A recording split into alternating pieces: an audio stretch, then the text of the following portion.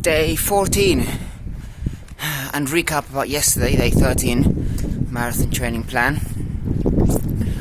I've just stopped Strava. I've done 14 miles in about an hour and 51 minutes. That averages at about 7 minutes 57 per mile. So, I feel very pleased. The program for today was to do 12 miles as I did last week, similar pace, with, if possible, negative figures pacing on the last 2 miles. So that means if I was running 8 minutes per mile for the first 10 miles, then the last 2 miles I would try to do it a bit quicker, even if it's 10 seconds or so. Week 2 saw a slight increase in the distance, overall distance mileage per week. So last week we did 32 in total, 32 miles in week 1, and the aim was to do 34 miles in week 2. Because the theme of these first few weeks is about adjusting to that 7.5 minute pace or 8 minute pace, slow long distance running. It's not about workouts, faster hill sprints, VO2 max threshold training. We do it that much later. It's about cardiovascular and adjusting to that pace, which is slightly quicker than what I am used to. So far it's gone okay. However, life's just been incredibly difficult. And so the test really hasn't been about the mileage. It has been about the time and adjusting to running just a little bit quicker. The challenge has been about maintaining good sleep patterns, good hydration. When I mean good, I mean adequate. You know, that guideline of 2 liters of clear liquid water per day, as well as, you know, if you have a cup of tea or you have a soup for lunch and all that, you know, that's bonus. Mother's Day weekend, International Women's Day on Monday, which meant work was super busy. So busy this week that I was asked very, very nicely to please work on Saturday. So I did a 4 p.m. to midnight shift. And all these things have an impact on sleep, have an impact on the other responsibilities and things that I do, which are not abdicating on at all. So finding time to run has been difficult. This week, on Tuesday, I squeezed in a 5-mile run in my lunch break at work. Seemed like a good idea at the time. What ended up happening was the geography of the area is that it's very, very hilly. So what was meant to be a steady run ended up being hill workout.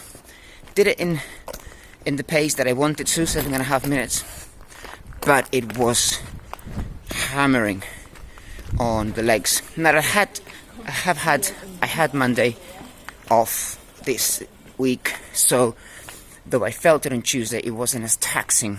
However, when I went for a run on Wednesday, the rain, the mud in the park, strong winds going against me meant again that a steady 5-mile run ended up being a workout like hills, you know, resistance workout.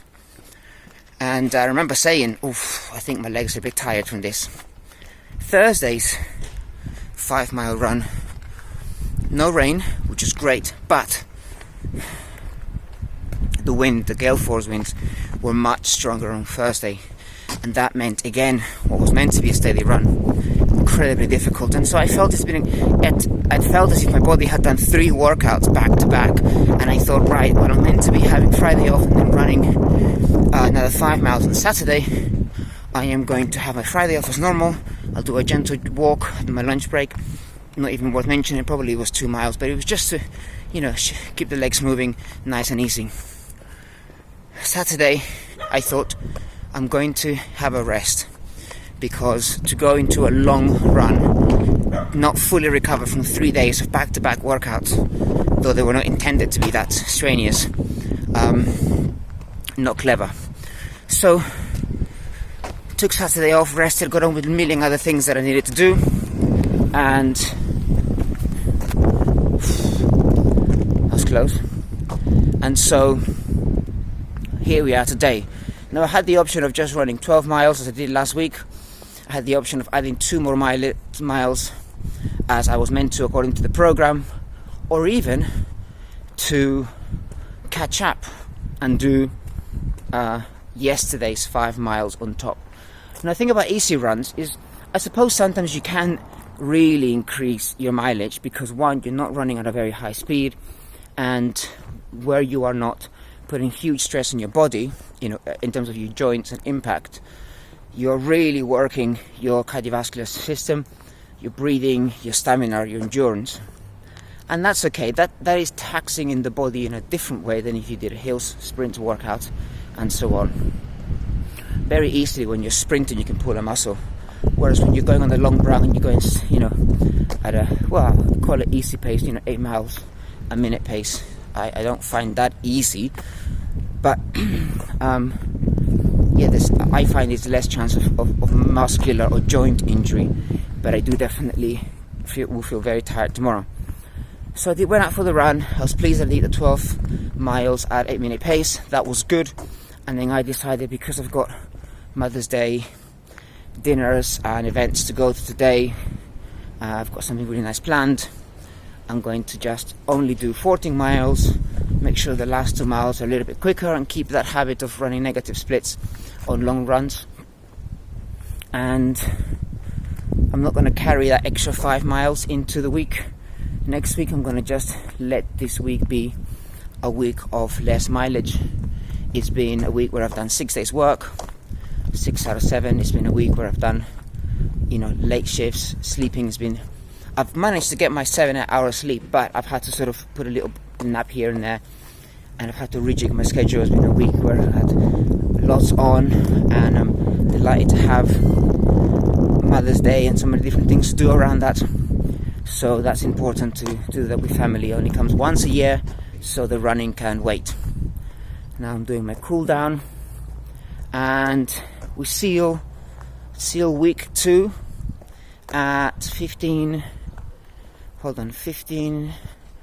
plus 14, 29 miles on week 2. So 32 on week 1, 29 on week 2. The mileage for week 3, I think it's meant to be 36. We'll see if we do it. And then week 4, we drop 10% of the total mileage. So it's a much easier week where I can either do shorter runs, or I can drop off an entire day, and see how I work on that. So it's gone well, I think. It's the hardest thing is just to get out and find the time to go and run. Never mind the pacing and all that stuff, just to get out there. Some weeks are going to be like all hell breaks loose, and you just got to take it on your stride, take it day at a time, fit your running in when you can, fit your stretching. But don't, I tell myself anyway, because I'm going to watch these videos back as I reflect on each stage of my program, don't compromise on hydration. My lips are white. Don't compromise on sleep, and obviously family comes first, always, and get that done, and then your running will progress at its own pace. And it's good to have a plan, because at least you have something to be flexible with. If you don't have a plan, then you don't really know how to really match what you're doing against anything else. And so having a plan is good. Now, it means you might feel a bit frustrated when you need to apply a change, but that's a smaller thing to trade off in the exchange of being able to really manage, track your progress, and have a focus which gets you out of the house and gets you focused, and keep trying and keep aiming for that weekly mileage or that pace time and so on. There we go. Video done. End of week 2. Still in the game. Keep running.